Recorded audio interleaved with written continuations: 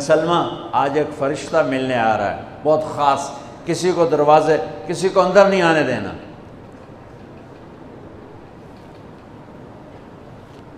ام سلمہ پیرے پہ کھڑی ہو گئی۔ تھوڑی دیر میں حسین آ گئے، چھوٹے بچے معصوم ابھی، اندر جانے لگے، انہوں نے روک دیا، وہ رونے لگے، وہ روئے تو انہوں نے چھوڑ دیا۔ تھوڑی دیر کے بعد اندر سے میرے نبی کے زور زور سے رونے کی آواز آئی، زور زور سے رونے کی آواز آئی۔ ام سلمہ رہ نہ سکی، بھاگ کے اندر گئیں تو آپ نے کیا دیکھا؟ آپ نے حسین کو یوں سینے سے چمٹایا ہوا تھا اور ایسے ہل ہل کے رو رہے تھے، ایسے بلک بلک سسک سسک کے رو رہے تھے، اور آپ کے آنسو آپ کے رخسار اور داڑھی پر اتر کر رہے تھے، اور آپ نے یوں بھینچا ہوا، ایسے دبایا ہوا تھا۔ تو حضرت ام سلمہ نے کہا، میرے ماں باپ قربان یا رسول اللہ، کیا ہوا؟ آپ ایسے تڑپ کے کیوں رو رہے ہیں؟ تو آپ نے روتی آواز میں کہا، بہتے آنسوؤں کے ساتھ، کپ کپاتے بدن کے ساتھ، کہ ام سلمہ، یہ فرشتہ جو مجھے ملنے آیا تھا، یہ میرے بچے کو دیکھ کر کہہ رہا ہے کہ آپ کی امت اس بچے کو قتل کر دے گی، اور جہاں اس کا خون گرے گا وہ مٹی مجھے دکھائی ہے اس نے، کہ میں اس لیے اس پہ رو رہا ہوں۔ ابھی تو وہ شہید نہیں ہوئے اور رویا جا رہا ہے، تو ہم تو ان کی شہادت پہ روتے ہیں بھائی، ہم تو ان کی شہادت پہ روتے ہیں، اور یہ قیامت تک روتے رہے گی دنیا، قیامت۔ یہ اللہ کا نظام ہے، اس نے کربلا کے واقعے کو یوں کر دیا جیسے ہر سال آج ہی ہوا ہے، آج ہی حسین شہید ہو رہے ہیں، آج ہی عبداللہ کا سر کٹ رہا ہے، آج ہی زینب کی چادر کو پھاڑا جا رہا ہے، آج ہی لاشوں کو گھسیٹا جا رہا ہے۔ وہ میں حیران ہوتا ہوں، ٹیپو سلطان سرنگا پٹم میں شہید ہوئے، دشمن کون؟ انگریز، کون؟ کافر۔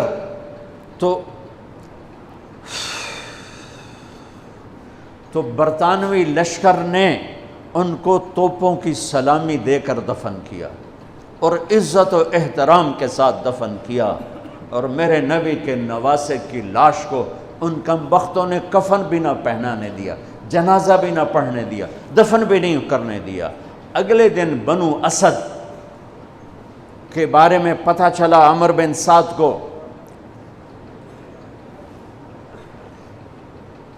تو راتوں کہ وہ ان کو دفنانے والے ہیں، تو راتوں رات ان کو بغیر جنازوں کے مٹی میں دبا دیا اور اوپر پانی چھوڑ دیا کہ کوئی پتہ ہی نہ چلے حسین کی لاش۔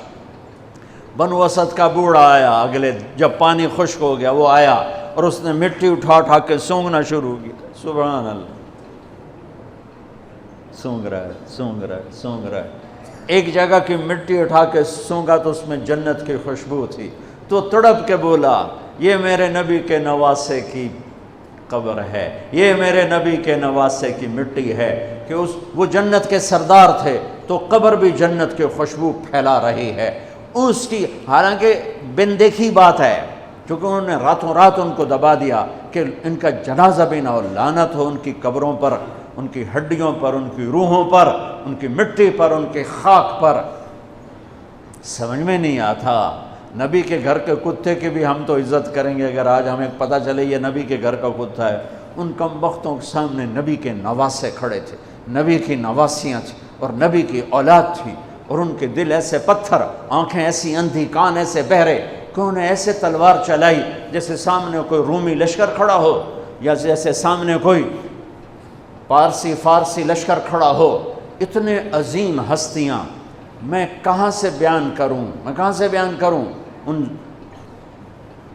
یہ وہ نسب ہے جس کو اللہ آدم تک محفوظ رکھے ہوئے ہے، اور میرے نبی نے فرمایا، کل سبب منقطع الى يوم كل نسب وسبب منقطع الى يوم القیامہ الا نسبی وسببی وسأبلها ببلالها۔ قیامت کے دن ہر رشتہ ٹوٹ جائے گا، ہر ناطہ ٹوٹ جائے گا، ہر سبب ٹوٹ جائے گا، لیکن میری آل کے ساتھ رشتہ باقی رہے گا، نسب کا رشتہ باقی رہے گا، سبب باقی رہے گا۔ میں اپنی اولاد کو پانی پلاؤں گا، میں نے اپنی اولاد کی سفارش کروں گا۔ اس لیے میرے بھائیوں، ویسے تو کسی کے عیب نہ دیکھو، کسی کی برائی نہ دیکھو، پر سادات کی برائی، وہ شیعہ ہو، وہ سنی ہو، وہ بریلوی ہو، وہ اہل حدیث ہو، جو بھی ہو، وہ اگر میرے نبی کی اولاد ہے تو ان کے پاؤں چومو، ان کے ہاتھ چومو، ان کا ماتھا چومو۔ یہ اللہ کے محبوب ہیں، اللہ کے پیارے ہیں۔ مجھے میری اولاد محبوب ہے، آگے ان کے پوتے ہو گئے، آگے ان کے بچے بچیاں ہو گئے، نواسیاں ہو گئے، پوتے پوتیاں ہو گئے، وہ ان سے بھی پیارے لگتے ہیں۔ میرے نبی نے اعلان کیا، میں اپنی نسل کو پانی لگاؤں گا قیامت کے دن، میں اپنی نسل کو پانی لگاؤں گا قیامت کے دن۔ پر اتنے سارے فرمان کے بعد بھی کیا شہید کیا گیا ہے، وہ کس بے دردی سے کیا گیا ہے۔ یہ تو میں تو نسب بتا رہا ہوں۔ پھر اللہ نے پیدائش، سب سے پہلے حسن پیدا ہوئے۔ آپ نے حضرت علی سے پوچھا کیا نام رکھا ہے؟ کہا جی حرب، جنگجو۔ آپ نے کہا نہیں، اس کا نام ہے حسن۔ پھر 10 مہینے بعد حسین پیدا ہوئے۔ آپ نے فرمایا کیا نام رکھا ہے؟ کہا جی حرب۔ کہا نہیں، حسین۔ پھر آپ نے فرمایا یہ 2 نام میرے اللہ نے آج تک کسی کے نہیں رکھے، سے پہلی دفعہ میرے بچوں کے نام رکھے جا رہے ہیں، حسن اور حسین۔ پھر آپ نے ان کو گڑتی دی، اپنا لعاب، اپنا حسن کو بھی حسین کو، دونوں کو اپنا لعاب نکالا اور حسین کے منہ میں ڈالا۔ اور ایک ہفتے بعد دونوں کے ساتھ یہ کیا، ہفتے کے بعد بال منڈائے، عقیقہ 2 چھترے ذبح کیے حسن کے لیے بھی، 2 چھترے ذبح کیے حسین کے لیے بھی، عقیقہ فرمایا، گود کھلایا، حسن کو اٹھایا، انہوں نے پیشاب کر دیا، اب ہلے نہیں۔ مجھے نہیں یاد کہ میں نے اپنے بچوں کو چھوٹی عمر میں اٹھایا ہو اور اس نے پیشاب شروع کیا ہو اور میں نے اسے بٹھائے رکھا ہو، میں فوراً اٹھا کے ادھر، یا میں نے پتہ لگا پیشاب کر رہا، میں چاہتے اتھے باہر چھڑیا۔ لیکن میرے نبی نے، حسن نے بھی کیا، حسین نے بھی کیا۔ اور حضرت حسن کا تو واضح، آپ یوں لیٹے ہوئے تھے، آپ کا پیٹ سے کپڑا ہٹا ہوا تھا اور حسن آپ کے پیٹ پر بیٹھے تھے، تو ان کا جو پیشاب ہوا تو سیدھا آپ کی ناف میں گیا۔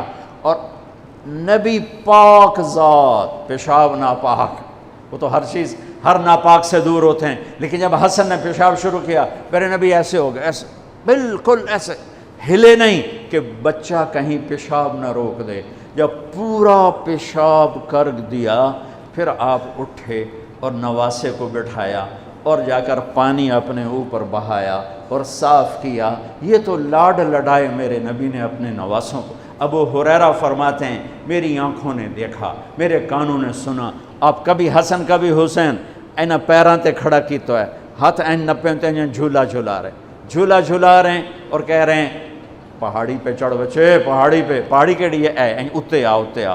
ان کو یوں اوپر لا رہے ہیں، یہاں لائے، پھر یہاں لائے، پھر یہاں لائے، پھر یہاں لائے، پھر یوں ہو گئے اور ان کے ہاتھ پکڑ کے یہاں تک پہنچایا، یہاں، اور پھر آگے بڑھ کے بوسہ لے کر کہا اے اللہ میں ان سے پیار کرتا ہوں، تو بھی ان سے پیار فرما۔ ایسوں کو ذبح کر دیا۔